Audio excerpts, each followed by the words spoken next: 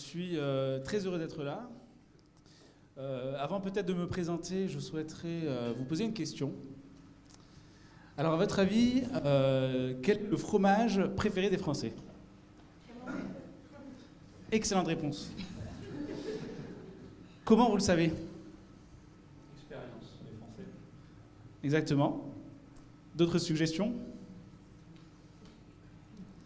Eh bien, en fait, c'est grâce à la donnée. Parce qu'on s'est basé sur les ventes des supermarchés, plus précisément les ventes de fromage, et on a vu que le fromage le plus vendu était bien sûr le camembert. Donc en fait, tous les jours, on crée de la donnée. Et d'ailleurs, ces 2 dernières années, on a créé 90% des données de tout le monde. Et depuis qu'on est arrivé dans cette salle, on a créé plus de données que depuis le début de l'humanité jusqu'à l'année 2003. Donc en fait, la donnée transforme la façon avec laquelle nous vivons, avec laquelle nous travaillons, avec laquelle nous pensons. Donc je m'appelle Yacine Regragui, je travaille pour le cabinet de Deloitte depuis un peu plus d'1 an. Et avant d'intégrer Deloitte, j'ai travaillé pendant 6 ans en Chine. Donc les 2 premières années, j'ai été passionné par les startups. J'ai travaillé pour 2 startups chinoises avant de pouvoir avoir l'occasion de créer la mienne, qui était spécialisée dans un e-commerce où je vendais des vêtements sur mesure pour le marché chinois.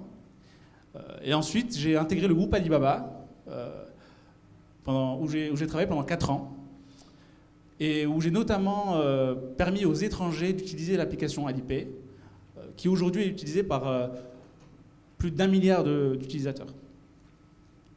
Et en fait, le point commun entre toutes mes expériences et tout mon parcours, c'est que j'ai été amené à travailler sur la donnée.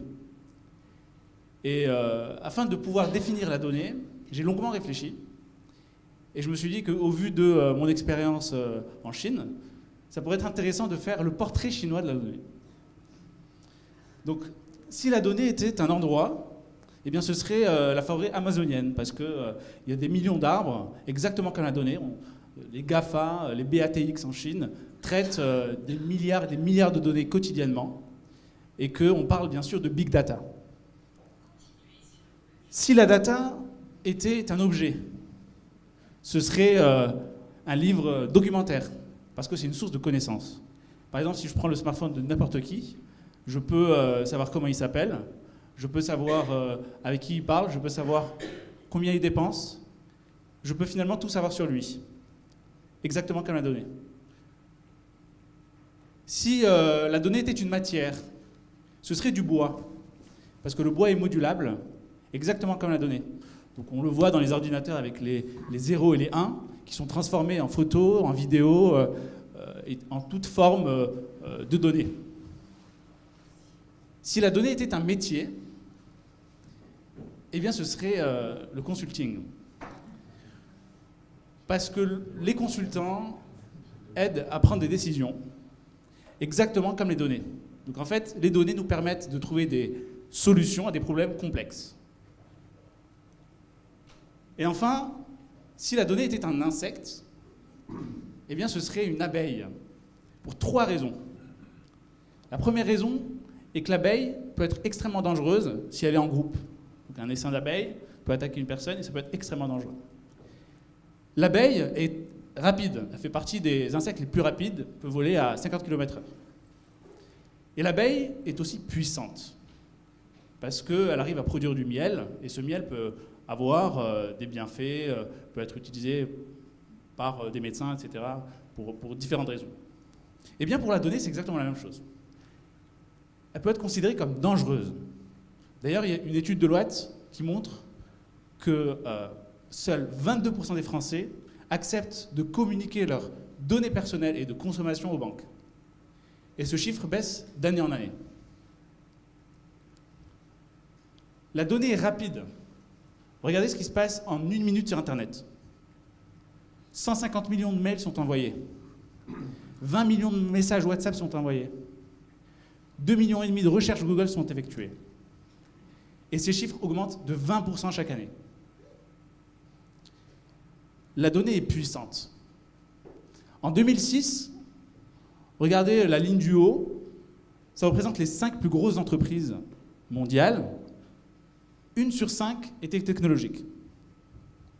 En 2016, les 5 plus grosses entreprises mondiales sont technologiques et sont basées sur la donnée. Voici la liste des 20 plus grosses entreprises technologiques dans le monde qui sont toutes basées sur la donnée. Leur valeur est de 5 200 milliards d'euros, ce qui est l'équivalent de 2 fois le PIB africain. Eh bien, j'aimerais faire un focus sur une d'entre elles, qui est chinoise, et qui est Alibaba. Donc Alibaba, on considère que c'est un e-commerce, que c'est une sorte d'Amazon, mais en fait, c'est bien plus que ça. Pour avoir eu l'occasion de travailler dans cette entreprise et avoir pu développer l'application Alipay, j'aimerais vous en parler quelques minutes. Alipay, en tant qu'utilisateur actif, j'ai dû l'utiliser pendant 6 ans en Chine, sans avoir à aller à la banque une seule fois pour retirer de l'argent ou encore pour utiliser ma carte bancaire. Donc en fait, les Chinois l'utilisent plus de 40 fois par jour. Qu'est-ce qu'ils peuvent faire avec cette application? Ils peuvent bien sûr payer, transférer de l'argent, prendre un prêt, souscrire à une assurance, mais bien plus que ça. Ils peuvent réserver un VTC, ils peuvent appeler leur médecin, ils peuvent signer un contrat, ils peuvent commander un repas à domicile, ils peuvent demander un visa. En fait, ils peuvent vraiment tout faire avec cette application. Et finalement, Alipay connaît extrêmement bien leurs clients. D'ailleurs, toutes ces données ont donné lieu à la création d'un score. Donc bien sûr, un score à dissocier avec le score que les autorités chinoises donnent à leurs citoyens.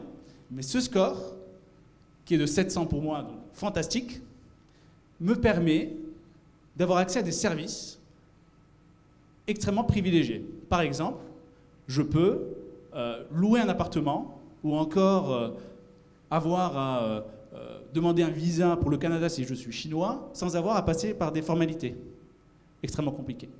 Ou encore louer une voiture sans avoir à trouver un garant. Donc en fait, c'est un score de confiance qui est basé sur l'ensemble des données qui sont collectées dans l'application. Ça effraie un peu parce que on pense même au cercle d'amis qui sont mes amis Alipay, ça peut aussi influencer mon score. Et ça effraie parce que ça nous rappelle un peu l'épisode de Black Mirror, pour ceux qui connaissent, où le score est influencé en fonction du comportement. Mais ce n'est pas un modèle uniquement chinois. Dites-vous qu'en Europe, on a aussi ce modèle, un peu plus invisible, notamment avec Uber. Donc Uber, on l'utilise pour certains tous les jours. Uber sait où on habite, Uber sait où on travaille, Uber sait qu'est-ce qu'on mange, parce qu'ils ont développé Uber Eats. Et Uber, finalement, a collecté énormément de données. Et à chaque fois qu'on va prendre un chauffeur Uber, par exemple, le chauffeur va nous scorer. Et on va également noter le chauffeur. Donc finalement, si par exemple, mon ami qui a un score de 5 et j'ai un score de 4, la prochaine fois qu'on va appeler un chauffeur en même temps, il va trouver un chauffeur plus rapidement que moi, parce qu'il a un score beaucoup plus important. Donc en fait, le score est présent et la donnée est présente au quotidien. Mais c'est important de réfléchir comment justement utiliser cette donnée à bon escient et voir comment l'adapter à nos marchés, l'adapter à notre entreprise et faire en sorte qu'il y ait un contre-pouvoir qui existe. Eh bien, j'ai pris cette photo du créateur d'Alibaba, qui est Jack Ma, un visionnaire assez unique, qui, lors de ses dernières conférences, a beaucoup parlé de la transformation entre l'ère de l'IT, donc la technologie de l'information, à l'ère de la DT, la technologie de la donnée. Donc, il a dit que pendant très longtemps, on était très très focalisé sur la technologie, donc le T de technologie, à savoir l'IoT, le cloud, la blockchain, et on en passe. Mais c'est tout relié à la technologie. Par contre, on a très très peu parlé de l'information, donc du I et du D, de la data. Et aujourd'hui, on en parle de plus en plus, parce que c'est ce qui crée la 4e révolution industrielle, voire même la 5e, qui n'est plus la technologie de l'information, mais qui est la technologie de la personnalisation. C'est-à-dire que demain, on va avoir des produits de plus en plus personnalisés.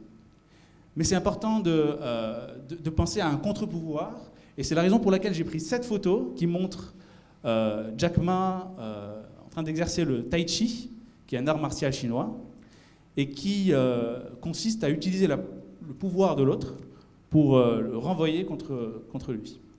Et en fait, c'est intéressant parce qu'il essaie de montrer qu'il faut utiliser la donnée pour pouvoir faire en sorte qu'on est mieux qu'elle et qu'on a des valeurs derrière. Et que ce qui est extrêmement important, et ce que j'ai remarqué en France après cette année passée à Paris, comparé à ce que j'ai vu en Chine, c'est qu'en France, on a beaucoup de valeurs, et notamment l'éthique. C'est pour ça qu'on est choqué à chaque fois de voir l'utilisation de la donnée, ses scores, etc. Et que le futur sera bien sûr hyper technologique, hyper digital, mais sera énormément basé sur les valeurs. Et il faut énormément penser à comment mettre les valeurs au-dessus de la technologie. Merci à tous. Regarde avec moi, Yacine.